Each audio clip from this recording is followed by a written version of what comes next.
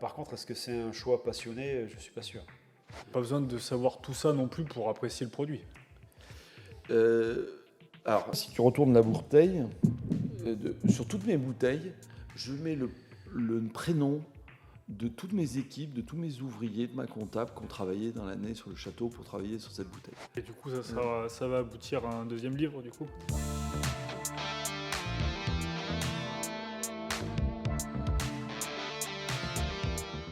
Donc, comme je te disais, on a l'habitude dans le podcast de faire, de se retransmettre des bouteilles, on va dire.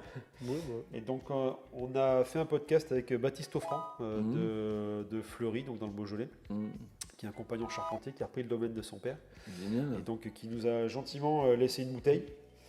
On va servir, donc c'est du Grenache, du coup. Du coup, un peu. La Fleury, la Grenache. C'est Fleury, c'est le nom du lieu. C'est le village qui s'appelle Fleury. Ah, ça n'a rien à voir avec le Fleury en Beaujolais. Si, c'est le Fleury, mais c'est le...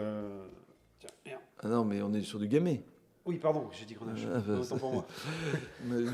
Tu Ça va, c'est toi le tu vigneron. questionnais, mais Tu vois, c'est bien. Mais mec, C'est reconnaissance les en petits 20 tests. francs, ça. Les petits tests, être sûr. Et du coup, pareil, un peu le même profil, quelqu'un qui n'est pas du tout du métier, qui reprend le domaine de son père par passion initiale. Ça va. Super. Encore une fois, Les maîtrise doses, pas les on n'y doses. arrive pas, les doses. Donc, oui, pour parler de Baptiste 2 secondes, c'est ça. C'est-à-dire qu'il a fait son tour de France, il a été reçu compagnon charpentier.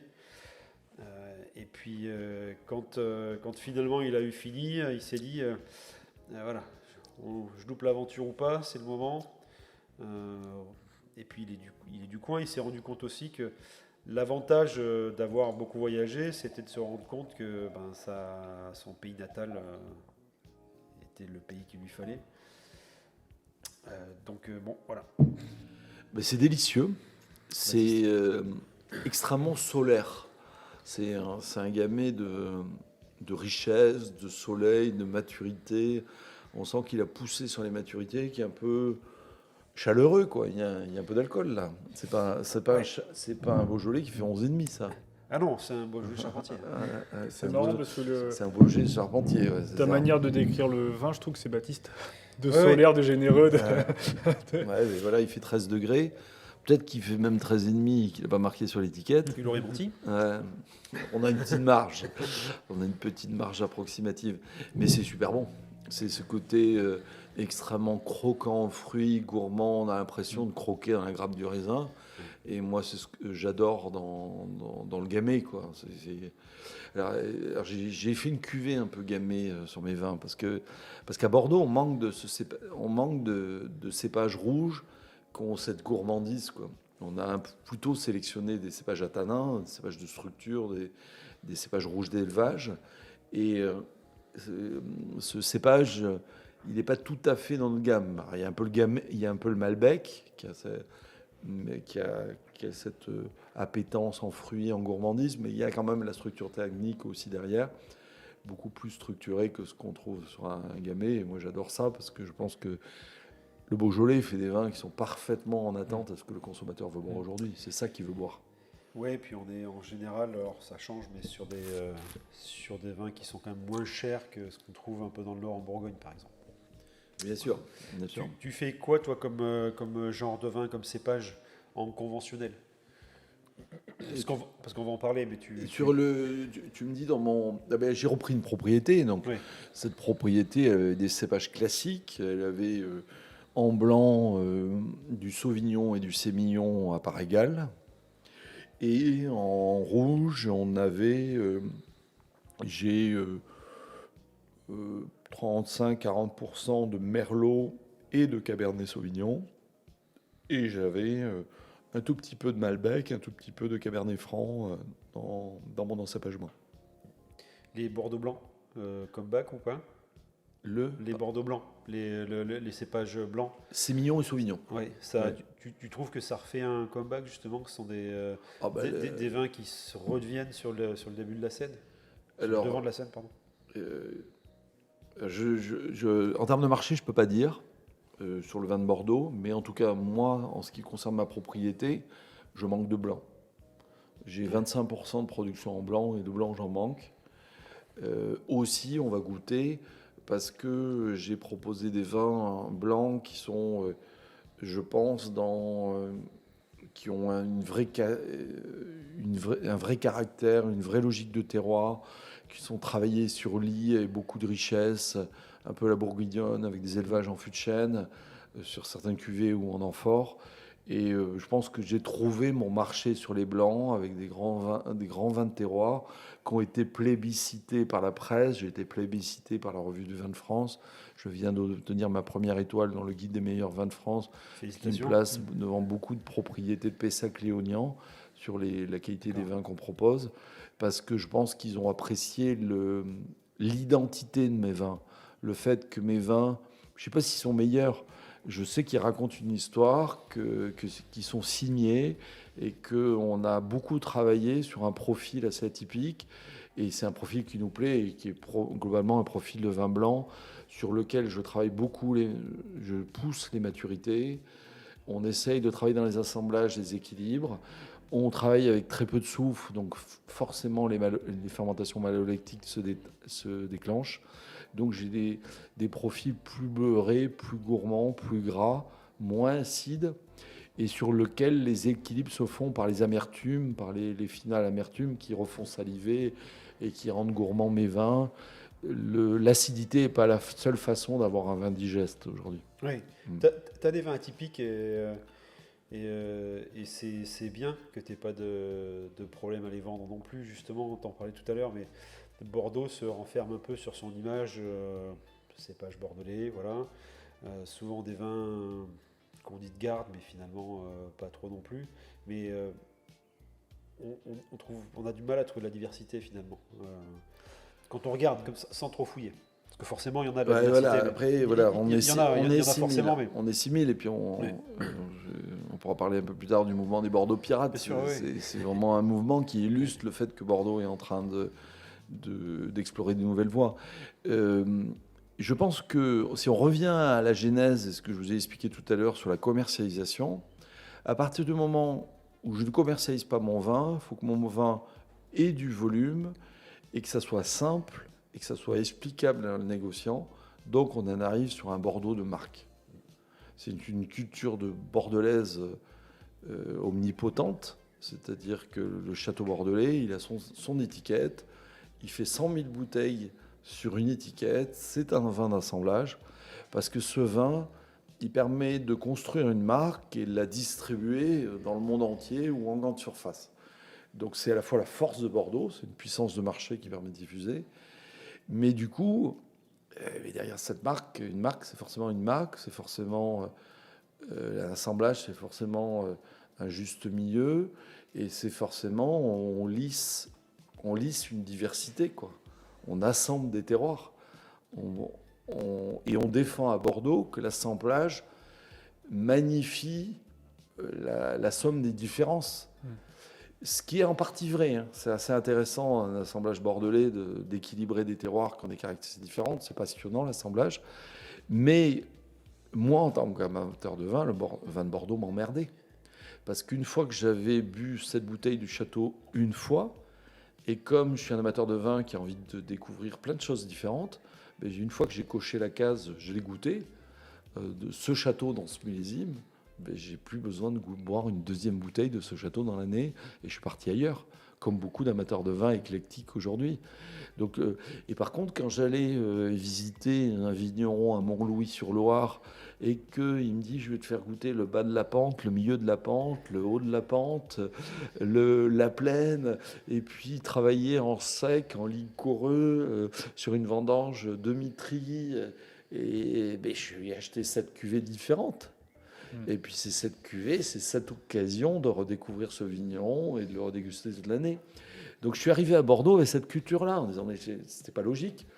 L'amateur est éclectique, l'amateur veut être surpris, et Bordeaux propose qu'un vin. Donc Bordeaux se condamne à vendre une bouteille à une personne. Donc ça marche pas. Donc il va pas m'acheter 36 bouteilles. Ce qui était le cas il y a 20 ans, de nos parents qui faisaient leur cave et qui avaient une propriété en laquelle ils avaient confiance. Ils achetaient 36 bouteilles et tous les dimanches, on avait la même bouteille à table. Ouais. Mais c'est mon papa, ça. C'est pas moi. Moi, je change de vin tous les jours, quoi. Chaque fois que je ouvre une bouteille, elle est différente, quoi. Si une bouteille, je vais goûter dans l'année, jamais je vais la réouvrir, quoi. Et du coup, cette démarche de consommateur qui consomme ça et qui a pris plaisir à aller chez ces vignerons emblématiques dans les vignobles français et qui ont été extrêmement inventifs et qui ont sorti 15, 20, 25 cuvées, qui sortent que certaines années, que dans les conditions climatiques où ils trouvent que le botrytis s'est développé et qu'il peut en faire quelque chose. Et bien, cette culture à Bordeaux n'existait pas de par ce poids de la marque et la nécessité du négoce. Et du coup, oui, Bordeaux a à la fois cette force commerciale, mais à la fois cette immense faiblesse. Et du coup, moi, j'arrive à Bordeaux, j'ai 25 cuvées. J'ai 25 cuvées, je teste plein de choses. Et puis aussi, je suis jeune vigneron, donc je ne sais pas faire du vin, moi. Et si je faisais un vin et que je le commercialise, qu'est-ce que j'ai appris? À part que le client m'a dit j'aime pas. Et je fais quoi l'année prochaine? Comment je progresse sur un j'aime pas? Par contre, si je peux présenter 26 cuvées à mon client et qu'il me dit ça j'adore, ça je déteste, ça m'apprend énormément sur ce que je dois faire et ce que je dois pas faire. Puis toi, tu sécurises aussi, du coup, parce que si, comme tu dis, je suis vigneron, je suis pas vigneron, je sais pas faire de vin. Si tu fais tout le même vin et que personne n'aime, bah, du coup, tu vends pas que là, si tu as différents. Bien sûr. En fait, c'est un laboratoire. Je suis encore en phase de laboratoire, d'essayer d'inventer le vin dont je rêve, quoi. Ouais. Et le vin dont je rêve, c'est pas forcément la bonne idée, parce que je pense que la bonne idée, c'est d'avoir un vin que tes clients rachètent. Parce qu'il y a un moment, on doit gagner notre vie. Donc c'est cet échange entre, globalement, on fait un vin pour qu'on l'aime, et après, on l'apporte à un marché qui doit réagir. Donc c'est ce qu'on critique sur le marché du vin quand on dit le marché du vin n'est pas adapté aux jeunes consommateurs parce que le marché du vin projette une culture et dit voilà, mon vin est comme ça, je l'ai fait comme ça, c'est ma vision et prends-le. C'est un marché du vin qui est assez peu à l'écoute de la tendance de consommation. Elle est assez peu à l'écoute de ce qu'attend le consommateur. Donc je pense qu'il faut qu'on teste plus de choses, qu'on se rapproche. Moi, j'ai pas envie de lâcher, hein, j'ai pas envie de faire le vin que le marché me demande. J'ai envie de le faire le vin que j'ai envie de faire, mais j'ai envie de faire le vin que j'ai envie de faire et qui trouve un marché. Tu penses que tu aurais eu la même philosophie si tu étais arrivé dans ce domaine par un autre moyen? C'est-à-dire que si aujourd'hui tu n'avais pas le coussin que tu as, dont tu parlais tout à l'heure, tu penses que tu aurais quand même cette démarche en prenant du coup un peu plus de risques peut-être? Je pense intrinsèquement, en tant que consommateur, c'est ce que j'aimais. Donc tirer à la rupture. On essaie jusqu'à ce qu'on puisse plus. J'aurais fait moins d'essais. J'en aurais peut-être fait 6. Ouais. J'aurais pris moins de risques. Ouais. Oui, mais tu aurais continué quand même. Ah oui, c'est vital. Ça fait partie du... La démarche initiale aurait été la même. C'était vital. Je veux dire, parce que j'ai envie de me dire qu'un de mes amis qui va être comme moi et qui va boire une bouteille de mon vin dans l'année, j'ose espérer qu'il va me boire 6 bouteilles. Ouais. Donc il faut que j'ai 6 cuvées. Si mon intuition est bonne, hein, si mon intuition...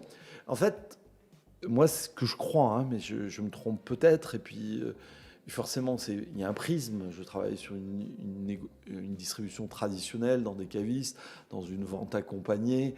Donc j'ai un prisme. Hein, peut-être que j'adresse 10% du marché du vin. Peut-être que ce que je raconte par rapport à la grande surface où la personne remplit son caddie et peu investi dans le vin et au final va peut-être acheter la même bouteille à chaque fois parce qu'il l'a trouvée bonne, c'est une démarche qui est contraire à ce que je défends. Mais en tout cas, quand je rentre chez un caviste et où je fais une animation d'une dégustation de mes vins chez un caviste et je vois les gens qui rentrent, il y a 20 ans, le consommateur est rentré en disant « Tu peux me remettre la bouteille que tu m'avais mis la semaine dernière, elle était super bonne. » Maintenant, c'est « Ah, salut Michel, qu'est-ce que tu as rentré de nouveau cette semaine ?» C'est génial, quoi. Ouais. Les gens consomment moins, mais je pense qu'ils sont plus curieux. C'est ça. Bien sûr. C'est-à-dire que qu'est-ce que tu as rentré de nouveau? C'est passionnant comme phrase. On ne va pas dépenser 3,50 € dans une bouteille. On va peut-être mettre 12 à 18. Et dans ce cas-là, quitte à dépenser un petit peu plus, autant voyager. C'est ce qui a fait la force des vins australiens à un moment. C'était un peu exotique. Bon, sauf que c'est tout le temps les mêmes, mais sur les Yellowtail, etc. Pareil, pas faire de généralité sur les Oui, Australiens. bien sûr, sur les grandes marques, Ouais. c'est sûr que les grandes marques sont faites pour faire des millions de caisses. Hein, ça. C'est ça. On fait un vin qui a une recette, on fait tout le temps le même, on sait que ça fonctionne, on a les réseaux de distribution. Mais en grande surface, c'est ça. Si tu vas avoir les deux mêmes profils, j'ai acheté ce vin-là, je sais que ça fonctionne, je sais que c'est mon prix. Je prends pas de risque, je l'apprends, je prends tout le temps la même. Ou inversement, 5 balles, c'est 5 balles. Je prends pas un risque phénoménal et du coup on essaie. Par contre, est-ce que c'est un choix passionné? Je suis pas sûr. C'est ce qui est bien chez les cavistes en fait, mais je pense que les gens retournent chez les cavistes aussi. Je pense que le français croit s'y connaître en vin, mais je pense que 90% des consommateurs français ne connaissent rien du tout en vin. On est chauvin jusqu'au bout. Ouais. Mais on est chauvin, on croit s'y connaître le français. Oui, mais pas le bon chauvin. Je suis un expert. C'est ça.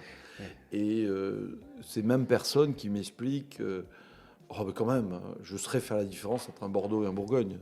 C'est les premiers à qui je leur mets 2 vins à l'aveugle et ils se plantent une fois sur deux. Je veux dire, surtout si on joue un peu sur les caractéristiques de millésime et qu'on prend un Bourgogne d'année chaude, un peu solaire, un peu puissant et prend un Bordeaux plutôt léger sur le fruit. Je pense que le consommateur n'y connaît rien. Mais surtout des vins comme les tiens. Et déjà un peu atypique. Ouais, alors là, si en plus on met de l'atypique derrière, ça empomme tout le monde, même l'amateur. Parce qu'à partir du moment où on sort du cadre, par définition, c'est pas identifiable. C'est pas identifiable.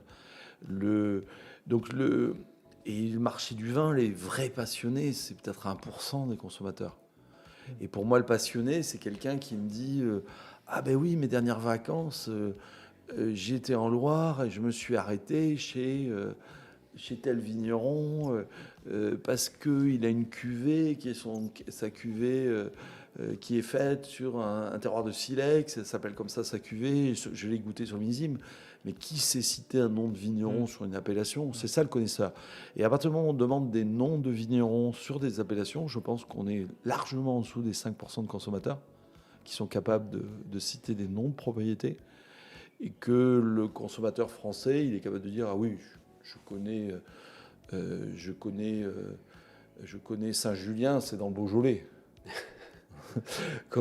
comme Saint-Amour, tu vois, ou Saint-Joseph, bien sûr, aussi, qui est dans le Beaujolais. C'est dans le Beaujolais. C'est une blague, attention. Saint-Julien, c'est pas loin d'ici. D'accord, ok. Tu vois, Saint-Julien, c'est dans le Médoc, Saint-Joseph, c'est en Vallée-du-Rhône. Des blagues de connaisseurs. Ouais, non, mais moi, de toute façon. Et je pense que Et du coup, pourquoi? Parce que le vin, c'est compliqué. C'est compliqué. Ça demande d'acquérir de la connaissance avant de déguster. C'est pas simplement déguster. Il y a un moment, ça s'invente pas. Ça s'invente pas que le fleuri est fait avec de la grenache. Je laisse celle-là. On va en faire un t-shirt. Il y a un moment, il faut le savoir. Tu dégustes ça, c'est du gamay. Et à partir du moment où tu sais du gamay, tu sais où t'es, tu sais l'expression de ce cépage. Tu peux commencer à dire, mais c'est quoi la différence entre un terroir de Morgon, de Fleury, de Chirouble ou en Côte de Brouilly, et quelles sont les nuances de ces terroirs en fonction des granites, en fonction des argiles, en fonction des calcaires qu'ils ont. Et tu vas commencer à travailler sur cette nuance. Mais donc ça demande aussi, derrière ce cépage, après de commencer à aller sur place, regarder la cartographie, regarder comment c'est orienté et commencer à fixer ses images et ses goûts par rapport à ce lieu que tu as visité. Et du coup, qui va faire ça, quoi? Ce qu'il y a, c'est que c'est une culture qui est vachement vaste. Enfin, c'est un métier, en fait, C'est immense. C'est immense. Ouais. Mais on n'a pas besoin de savoir tout ça non plus pour apprécier le produit. Alors, je suis tout à fait d'accord. Déjà, le j'aime pas, c'est beaucoup. C'est ça. Quelqu'un qui est capable des clients que je reçois sur des salons, des particuliers, et qui me disent « Ah, ça, j'aime pas », c'est génial. Parce que c'est beaucoup de gens boivent du vin à table, observez, ouvrez une bouteille, vous avez 7-8 personnes à table, vos amis, et regardez le nombre de personnes qui ont bu le vin sans le sentir et sans le goûter. ça va être peut-être 50% des gens autour de la table, qui ont pris leur verre de vin et en Ok. discutant, en fumant une clope, ont bu un verre de vin. Et l'amateur, il commence au moment où on se dit qu'est-ce que je suis en train de boire, qu'est-ce que ça sent et qu'est-ce que je ressens. Et là, on est déjà amateur de vin, même si on ne connaît rien. Parce que celui qui fait ça, ben, il a raison. En fait, il a déjà identifié ses goûts, il sait déjà ce qu'il aime et ce qu'il n'aime pas. Et il n'y a pas mis les mots, il n'a pas mis de culture. Et les mots et la culture, c'est ce qui permet de mémoriser. C'est la différence entre moi et ma femme. Ma femme déguste très bien. Elle sait quand c'est bon, elle sait quand c'est pas bon. La seule différence par rapport à moi, c'est que comme j'ai un tissu culturel autour de vin, moi je peux lui dire, tu te rappelles, on avait goûté tel château, tel domaine, de telle appellation, dans tel millésime, à telle occasion. Et la connaissance, ça me fait je crois que c'est vrai dans toutes les acquisitions de connaissances, ça me fait un cadre sur lequel je peux ranger de l'information. Si je ne sais pas ce qu'est un Beaujolais, quand on se revoit dans un an, je peux vous reparler de ce vin parce que je l'ai dégusté en sachant c'est quoi Fleury, c'est quoi le Beaujolais, c'est quoi le Gamay, c'est quoi la typicité du Gamay et pourquoi ce vin est un peu différent d'un Gamay classique. Et à partir du moment où j'ai commencé à poser ces repères et à le comparer à ces repères, c'est facile pour moi, dans un an, on va en reparler, je me souviendrai de cette Ouais, dégustation. ça te fait un quadrillage et tu entonnoirs, quoi. Je le compare avec des repères. Et c'est là où la connaissance... Et c'est comme ça que je suis rentré dans ce métier. Je suis rentré dans ce métier parce que ça m'a donné des frissons de voir que c'était à la fois intellectuel et sensitif. J'ai pas de sujet comparable qui rapproche l'intellect du sens. Et c'est ça la gastronomie aussi, si on a cette expertise de savoir c'est quoi le goût anisé, c'est quoi le goût du clou de girofle, qu'on le cherche et qu'on y trouve ses repères. Mais bien sûr, c'est dans le gustatif, mais c'est particulièrement poussé dans la culture du vin. Je vais rebondir sur ce que tu dis. Est-ce que tu penses que justement ce côté un peu cérébral du vin que l'on peut se donner a pas été aussi à un moment le vecteur de chute dans la consommation où les jeunes ne sont pas attirés parce qu'il y a cette image un peu justement un peu Il ne faut cérébrale. pas confondre cérébral et snobisme. Oui, ben voilà. C'est-à-dire que le snobisme de dire ah, c'est incroyable, on sent le terroir de et qui est souvent un snobisme de buveur d'étiquette, Oui. c'est catastrophique. Par contre, je pense qu'un jeune, si on lui explique je vais te faire goûter 3 cépages, je vais t'expliquer ces 3 cépages et je vais t'expliquer ce qu'on fait, ça va le passionner. Ou qui a envie, en fait, d'apprendre, de savoir ce qu'il Mais même voit. s'il n'a pas envie, si je lui demande 5 minutes d'écoute, Ouais. je vais lui apprendre quelque chose. Je veux dire, ils ne sont pas plus cons que nous, ces jeunes. Bien sûr que non. Donc on peut leur apprendre des choses.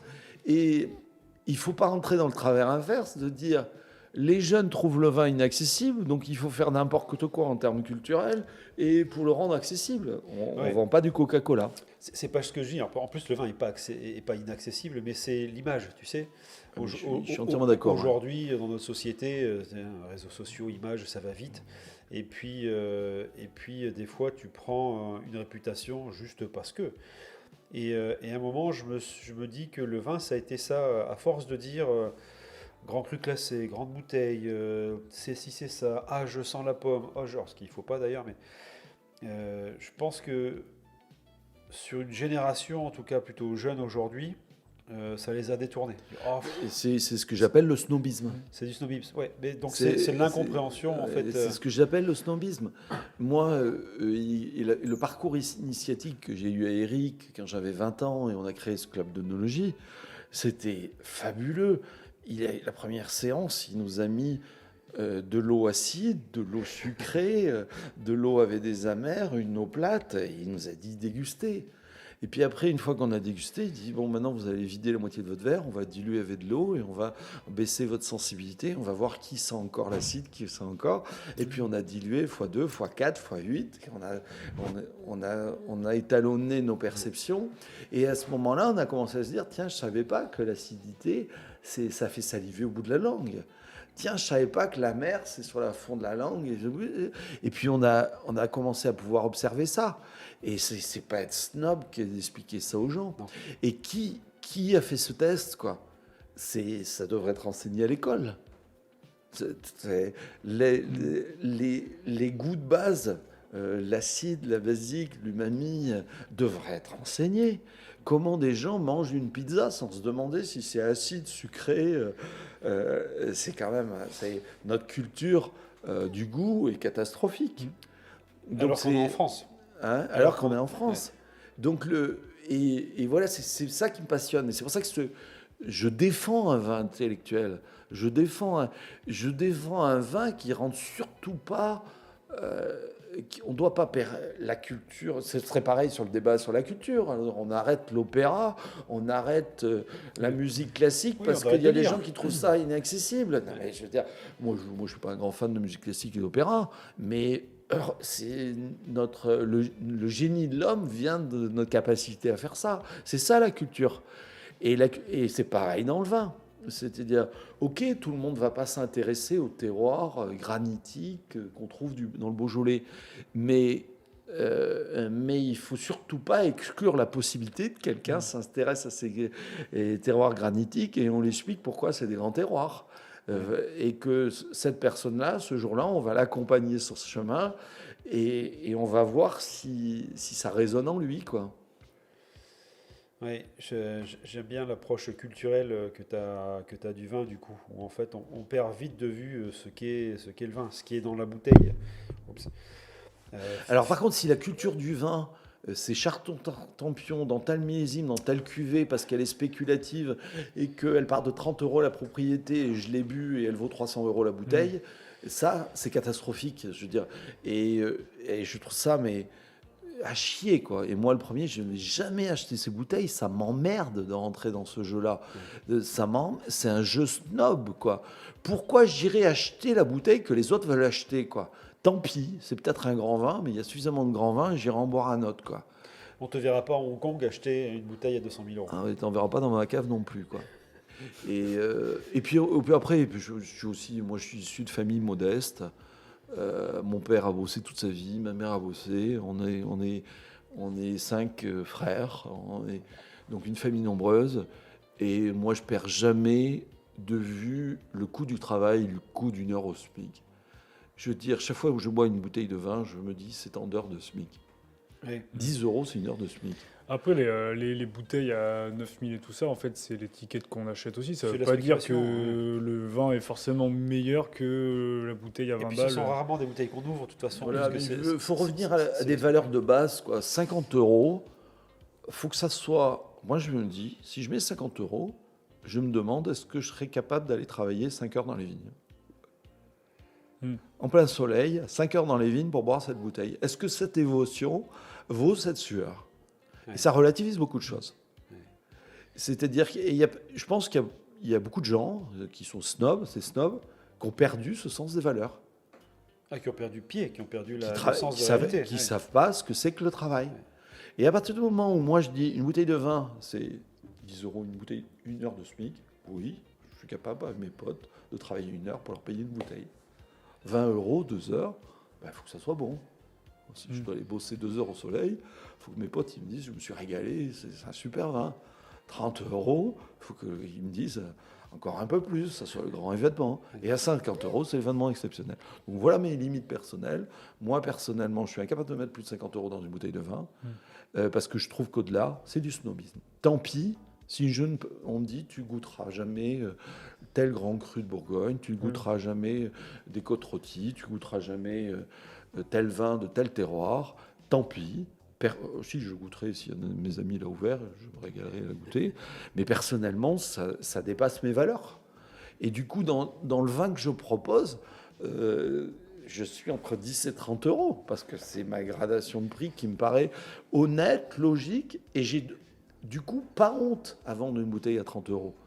Parce que je dis à 30 euros, je te vends, c'est un engagement à ce que on va goûter mon comme en 1900, mais c'est pas oublié, ça vaut 30 euros la bouteille. Eh ben, c'est l'engagement que je dois prendre, que cette émotion soit en face dans la bouteille auprès de ce consommateur pour qu'il aille travailler 3 heures pour la payer la bouteille. C'est dommage qu'on puisse pas se dire le vin doit avoir le goût de la sueur, parce que bon, c'est pas vendeur, mais en réalité c'est ça.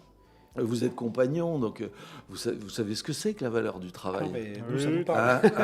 Nous, ça nous parle. Ouais. Quand je te dis, on réalise pas en fait que cette bouteille-là, c'est pas juste un objet posé sur une table, ou c'est pas juste on va la sabrer puis on va la boire comme des sabraques.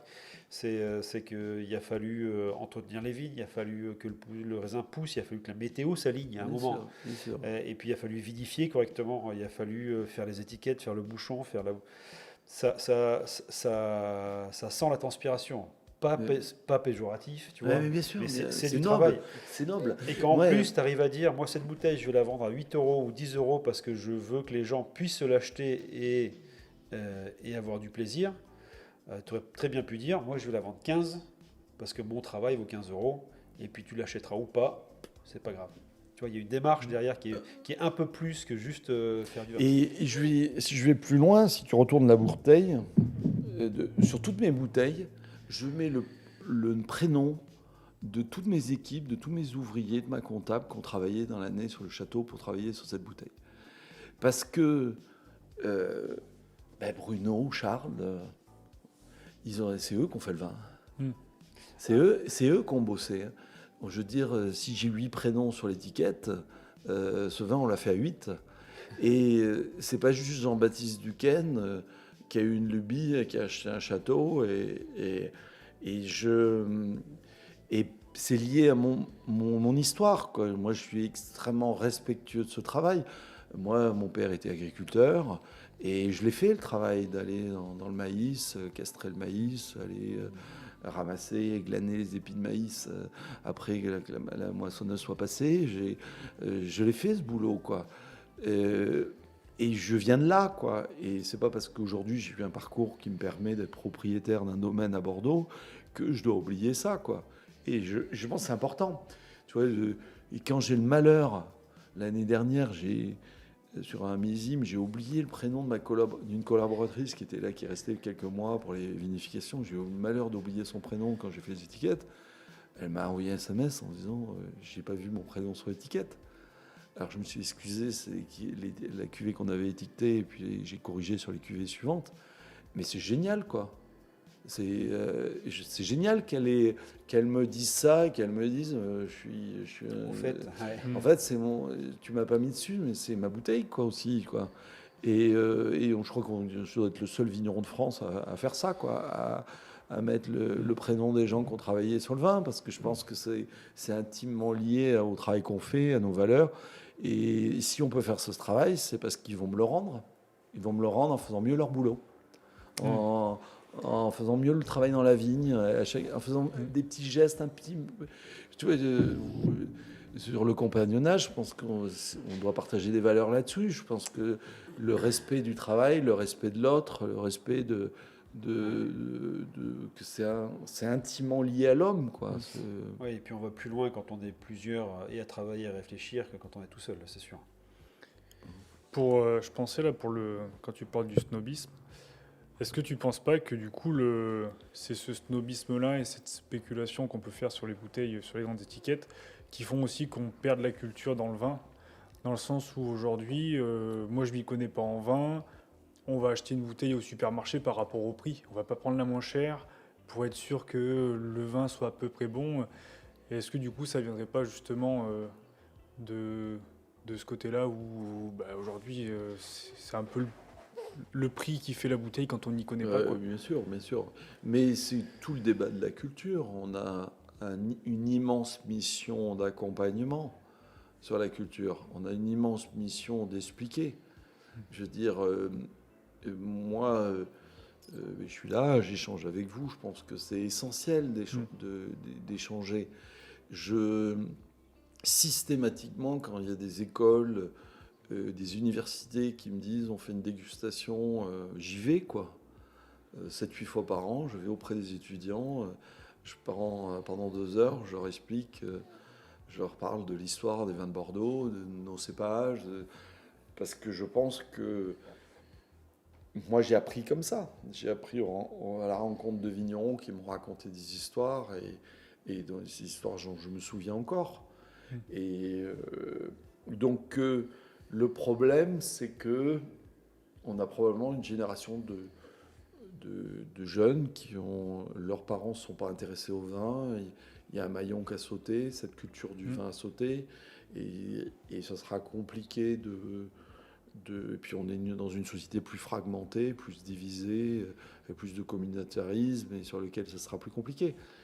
Après, bon, mais il ne faut pas qu'on perde le combat, et le combat, il se passe. Le combat, c'est pas je te fais goûter un château Pétrus, quoi. Le combat, c'est je t'explique Pomerol, je t'explique la magie de cette veine argileuse qu'on retrouve sur les terroirs de Pomerol. Je t'explique comment géologiquement ça a été formé. Je t'explique pourquoi on a mis du merlot sur ce terroir. Et je t'explique pourquoi on fait un grand vin avec ça et pourquoi ce terroir contribue à cette émotion. C'est ça qui est intéressant. Je m'en fous que ce soit du Pétrus. Je veux dire, si on dit respect, tu vas goûter du Pétrus, c'est nul, quoi. Ouais. T'es très engagé après, quand même. Enfin, on le voit dans ton parcours. T'es pas que propriétaire à Bordeaux. On va parler des pirates, mais t'es très engagé. Notre rencontre, c'est très simple. J'ai lu ton livre. J'ai lu ton livre sur les vieux cépages bordelais. Et on a discuté. Et je me suis dit, ce serait marrant, en fait, qu'on en parle juste comme ça. Alors, nous, on a un podcast qui est ce qui est. Hein. Et puis, j'envoie un email au domaine. Myrtille, que je salue, on ne s'est pas vu, mais qui a une patience phénoménale, me répond en disant que tu es d'accord. Et puis, 1, 2, 3, bim bam boum, tu étais à Paris encore ce matin. Et puis tu es là. Donc, l'engagement dont tu fais preuve envers ton métier, le vin, la jeunesse certainement aussi, et tes convictions, c'est beau à voir. Je pense que alors déjà, un chef d'entreprise, on est chef d'entreprise pour gagner de l'argent. Autrement, oui, bien sûr. Autrement, il n'y a pas de finalité. Une entreprise, ça ne gagne pas de l'argent. Donc ça, c'est nécessaire. Mais si c'est que ça, c'est chiant. Moi, si je fais une entreprise où j'ai en bas du bilan des comptes de résultats et que le métier n'est pas passionnant et que ça n'a pas de sens, j'ai du mal à me regarder dans le miroir. Et probablement que je suis un mauvais chef d'entreprise, quoi. Mon levier n'est clairement pas le levier principal. Gagner de l'argent, c'est un moyen pour que l'entreprise se développe et qu'on puisse payer les équipes, les ouvriers, payer le travail. Mais ce n'est pas une finalité. Donc là, je suis sur une deuxième carrière. Après une première vie où j'étais dans le digital, j'ai gagné de l'argent, tout en faisant des choses qui me passionnaient. Je me dis, je veux faire quelque chose qui ait du sens. Et j'arrive à Bordeaux en me disant, comment je ne vais pas être un château de plus, mais comment l'histoire que je vais raconter, elle a du sens. Et pour que je puisse me regarder dans 20 ans, et je pense que dans 20 ans, je ne me regarderai pas en me disant c'est cool, j'ai 15% de rentabilité et je sors 100 000 € de dividendes tous les ans. Quand je me regarde dans 20 ans, ce n'est pas ça qui me rendra fier. Je l'ai déjà fait, ce n'est pas ma motivation, quoi. Et quand on creuse le sujet, je dis je veux avoir je veux que mes vignes soient belles, je veux que la nature soit belle, je veux avoir restauré un peu de diversité de vivants dans mes vignes. J'ai mon petit carré de vignes, et puis s'il est bien important dans 20 ans et que ça... je pense que ça a du sens pour la planète, ça a du sens dans la capacité à stocker du carbone dans le sol, ça a du sens, et j'en serais extrêmement fier. Et si on va un peu plus loin, je me suis dit, mais qu'est-ce qui se passait, comment c'était autrefois à Bordeaux, il y avait quoi dans nos vignes, et je vais voir 1, 2, 5, 10 vignerons, Et personne ne me répond. Ils me répondent non, il y a toujours eu du merlot. Ou alors ils me répondent bon, de toute façon, s'il y a eu des cépages, c'est qu'on les a oubliés, qu'ils n'étaient pas bons. Et là, je me dis, mais attends, c'est pas possible ça. Je veux dire, nos ancêtres, jusqu'à preuve du contraire, le cerveau humain, il n'a pas évolué en un siècle. Donc on n'est pas plus con que notre ancêtre en termes intellectuels. Et quand notre ancêtre plantait un cépage, il avait une bonne raison pour le faire. Vraiment, pourquoi il était assez abruti pour planter un mauvais cépage. Donc voilà, c'est ça qui m'a éveillé la curiosité. Et je suis très surpris d'arriver à Bordeaux dans une région où il y a 6000 vignerons, où personne a eu la même question de se dire qu'est-ce qu'on plantait autrefois et est-ce que ces cépages sont bons ?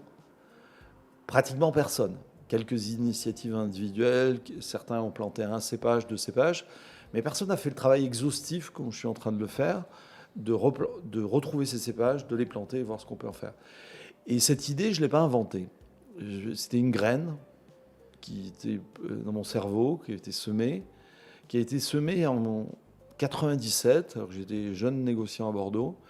Et je vais à Gaillac rencontrer Robert Plajol, magnifique vigneron de Gaillac, qui avait fait ce travail et qui me reçoit, qui m'ouvre des grimoires, des vieux livres, et il me dit, tu vois, en 1742, il y avait de l'ondin, qu'on l'appelait comme ça.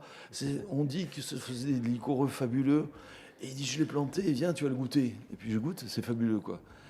Et je me dis, mais je sors de cette visite, j'avais la chair de poule. Je me dis, c'était 20 ans plus tôt. Et je me dis, un jour, je ferai comme lui, quoi. Et j'arrive à Bordeaux avec cette graine-là en me disant, j'ai envie de faire comme Robert Plajol, quoi. Et je demande, et donc, je dis, il y a quoi ? Je cherche de la littérature, je cherche des livres. Aucun livre du vin de Bordeaux parle de ce passé, parce que je pense que les gagnants réécrivent toujours l'histoire. Donc le gagnant, c'est le Merlot. Donc le Merlot et le Sauvignon à Bordeaux, ils racontent que l'histoire a toujours été faite de Merlot et de Sauvignon. C'est-à-dire, quand la France a assimilé un peuple dans une région qui parlait un patois et qu'aujourd'hui plus personne ne parle le patois, on parle plus de ce peuple. On est français, quoi. On est français, je veux dire, l'histoire l'a écrit, cette vérité. Et du coup, cette histoire a été oubliée. Du coup, Bordeaux a fait la même chose, a écrit son histoire par rapport au présent.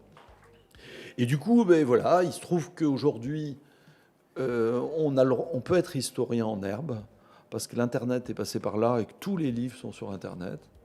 Donc on va sur une encyclopédie comme Gallica, on fait des recherches par mots-clés, on cherche de livre en livre, et je télécharge un PDF, 2 PDF, 10 PDF, 70, 100 PDF, et je me retrouve dans un dossier sur mon disque dur avec tous les livres du 19e siècle ayant trait à l'histoire du vin de Bordeaux. J'ai plus qu'à éplucher ces livres, trouver quelques centaines, quelques milliers de noms de cépages cités dans la littérature, beaucoup de redondance, parce qu'un même cépage dans chaque village avait un nom différent, d'aller voir à Gaillac, voir un homme, un ampélographe qui s'appelle Olivier Llobrega, et qui est une vraie mémoire de l'ampélographie, à la fois dans sa dimension culturelle, tous les ampélographes, qu'est-ce qu'ils ont découvert. Excuse-moi, l'ampélographie, j'ai pas le... L'ampélographie, c'est la science qui étudie les cépages. D'accord. Dans la vigne. Ça vient d'Ampélo, ou Ampélos, qui était l'amant de Dionysos. C'est grec alors. Ou de Zeus, je sais plus. Et l'amant de Dionysos, mais Zeus, je crois, par colère, l'a transformé il était jaloux et l'a transformé en vigne. Et a fait disparaître comme ça, clac. Et donc l'ampélographie vient de là. Et donc Olivier m'a accompagné en me confirmant sur les cépages que j'avais trouvés, quelles synonymies, lesquelles effectivement avaient été à Bordeaux, parce que dans les conservatoires, on a la trace de l'entrée du cépage au conservatoire. Donc on sait qu'ils ont rentré un ondinque, cépage plutôt gaillacois, mais ils l'ont rentré, trouvé dans une parcelle en Gironde, chez un vigneron. Donc ça veut dire que l'ondinque de Gaillac, il était à Bordeaux, puisque en 1911, on l'a trouvé chez un vigneron et qu'on a prélevé un bois et qu'on l'a amené dans le conservatoire. Et donc c'est ça qui fait le lien entre aujourd'hui, le cépage qui est encore conservé, et cette histoire, puisque quelqu'un l'a décrit à l'époque sous ce nom. Et du coup, j'ai écrit ce livre, Bordeaux, une histoire de cépage, pour essayer de comprendre quelles étaient les motivations des vignerons pour planter un cépage, pourquoi ils ont abandonné, et du coup, de comprendre dans le contexte de l'époque les crises qu'ils ont vécues et qu'est-ce qu'elles ont eu comme conséquences. Donc évidemment, la crise de l'oïdium, quand en 1851 l'oïdium arrive à Bordeaux et que le vigneron voit ses grappes de raisin blanchir et moisir et qu'il n'y a pas de moyens de communication, il n'y a pas de science pour étudier. On imagine le désarroi du vigneron qui perd toutes les années 100% de sa récolte. Donc le vigneron riche du Médoc a du stock, a des barriques, a des moyens financiers, donc il peut attendre que la science, que certains scientifiques commencent à trouver une antidote, et on finit par trouver le soufre vers 55, donc 3-4 ans après, alors que le vigneron de l'Entre-deux-Mers, il arrache ses vignes. Et il se met à replanter un cépage qui a plus de résistance à l'oïdium. Et il plante notamment de la folle blanche à ce moment-là. Dans l'Entre-deux-Mers, on se met à planter beaucoup de folle blanche parce que la folle blanche s'avère être moins sensible à l'oïdium. Et donc chaque crise, c'est ce que j'ai écrit dans ce livre, a des conséquences comme ça sur l'adaptation du vigneron, qui est bien obligé de s'adapter et constater ce que fait son cépage. Et puis ensuite, le XXe siècle, avec des crises économiques, notamment les crises de 1907, qui ont une immense influence sur l'économie du vin. C'est là où on se dit le vigneron est dangereux parce que les émeutes à Montpellier en 1907, il y a 600 000 personnes qui manifestent dans les rues de Montpellier en 1907. Il n'y a jamais eu depuis une manifestation à Montpellier avec 600 000 personnes. Ça veut dire que le gouvernement français prend peur en disant le vigneron est dangereux parce que c'est tellement important dans l'économie locale que le vigneron peut créer. Donc qu'est-ce que fait Clémenceau ? Déjà, il décapite l'émeute en nuisant à la réputation de son meneur, qui était Marcelin Albert, et il convoque la presse en disant « je lui ai donné quelques billets de banque ». Comme ça, il a pu s'acheter son billet de train. Et la presse signe « Marcelin Albert acheté par Clémenceau ».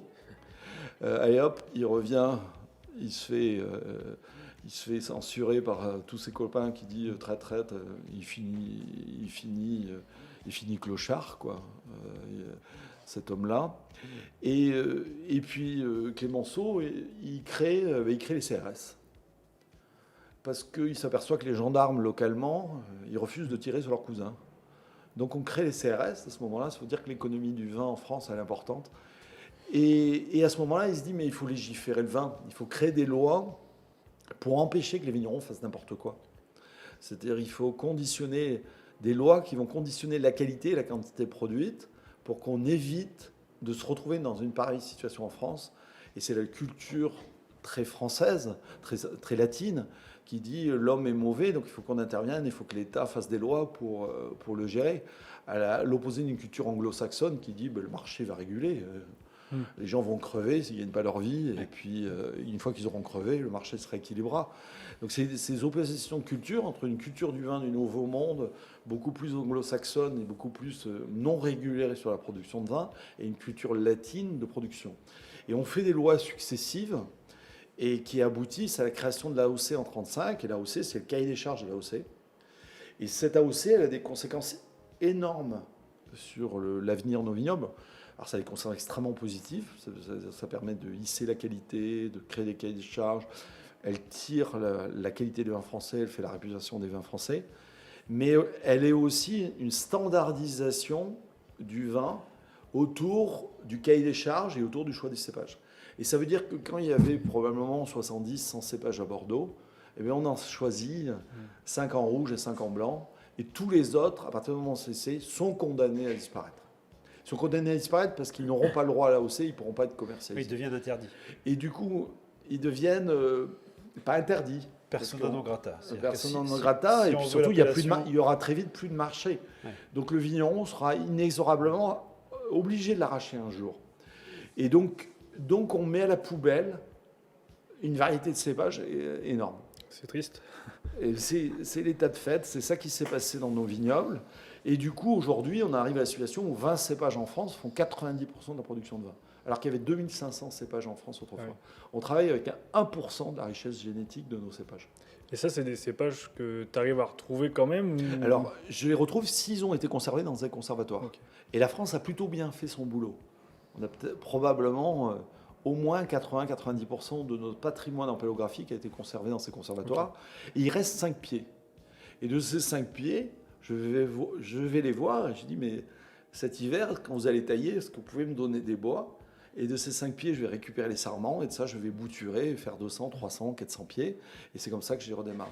Donc c'est l'histoire que j'ai entrepris à Casbonne en prenant au jeu d'écrire cette histoire, de se dire, mais je vais replanter ces cépages pour me demander quelle était la motivation du vigneron en 1900 pour avoir ce cépage dans ses vignes.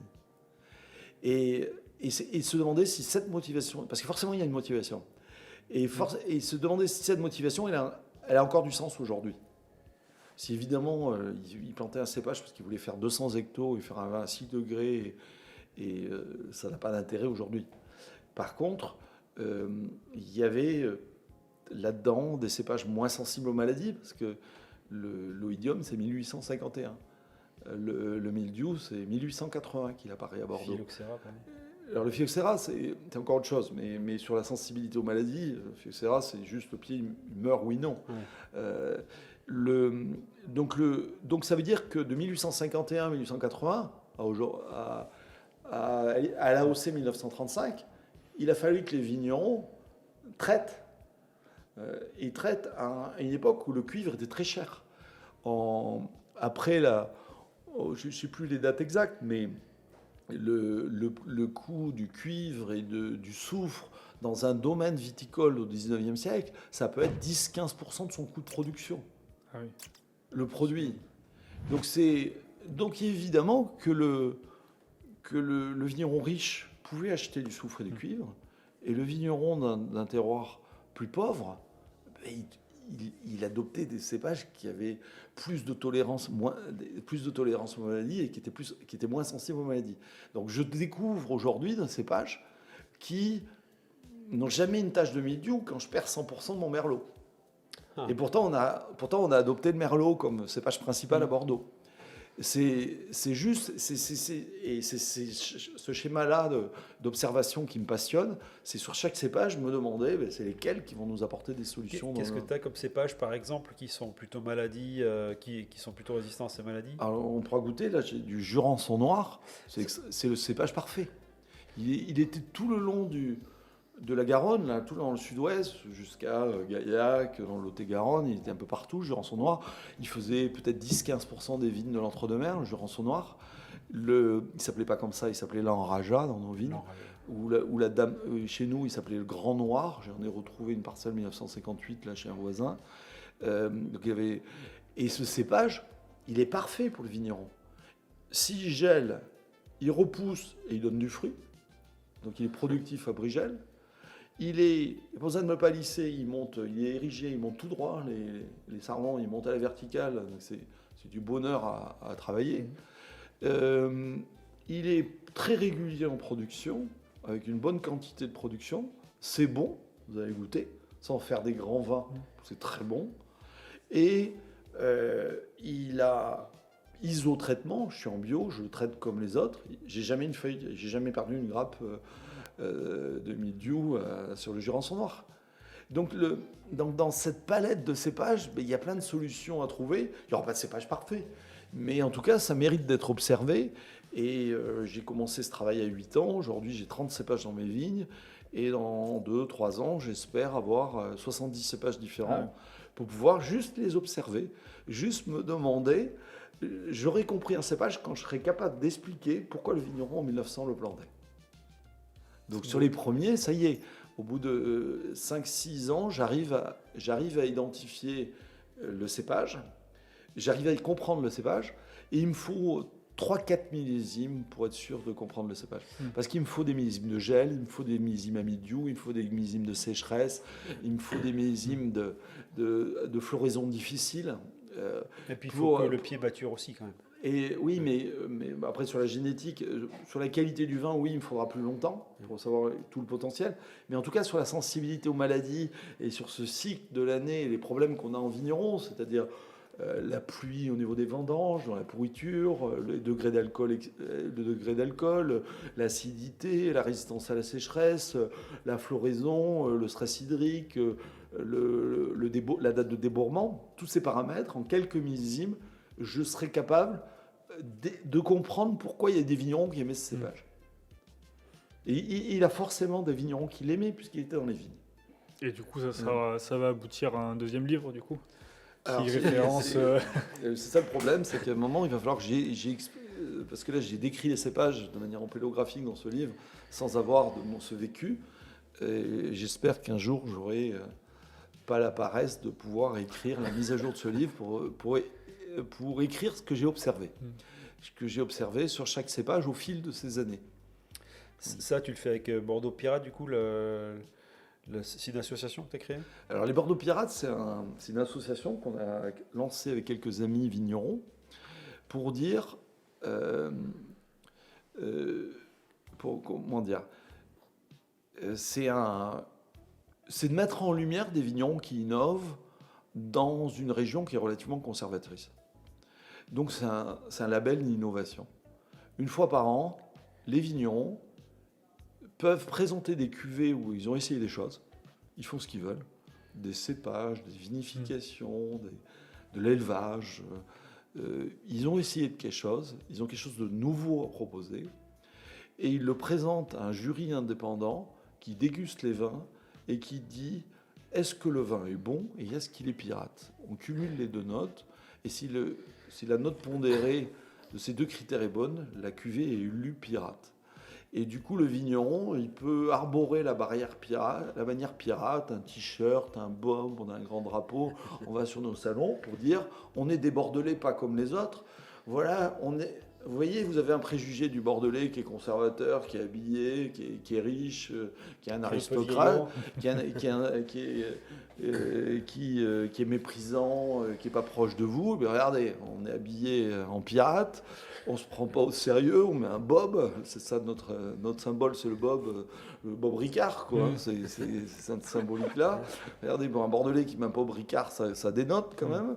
Et surtout, on a des vins qui innovent. Les stéréotypes que vous avez du vin de Bordeaux, on vous les casse puisqu'on a des vins pirates.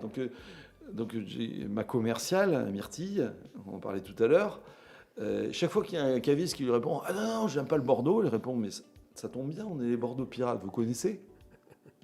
Donc s'il a un préjugé sur le vin de Bordeaux, il ne peut pas en avoir sur les pirates s'il n'en a jamais goûté. Donc ça nous permet de repartir de zéro, de reconstruire et puis de raconter une autre histoire. De raconter une autre histoire et puis... nous, vignerons, qui sommes des passionnés, qui avons envie de bouger les lignes, on n'a pas envie d'être jetés avec les eaux du bain comme ceux qui ont peut-être fait n'importe quoi à Bordeaux. Nous, on ne se sent pas concernés, quoi.